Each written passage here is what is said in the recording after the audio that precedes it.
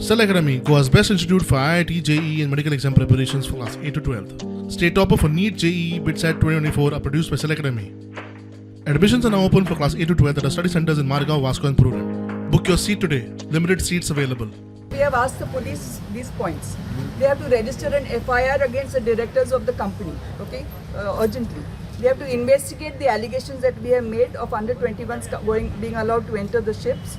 Third is initiate proceedings for cancellation of licenses as the premises were used to allow minors and under 21s in violation of the Goa Public Gambling Act and the Goa Children's Act.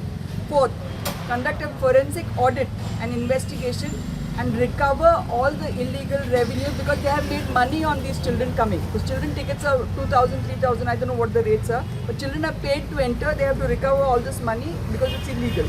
And fifth, pending cancellation of license, they have to seal all the operations of the casinos as the offences are cognizable and they have continued. Asked the PI to lodge an FIR and so we asked him because we have just given the complaint. So he said as soon as the FIR is lodged, he will give us a call, he will inform us. Ma'am, if FIR has been not registered, then what? Of course, agitation, what else? So we will have to take it to the city further. This is the first step.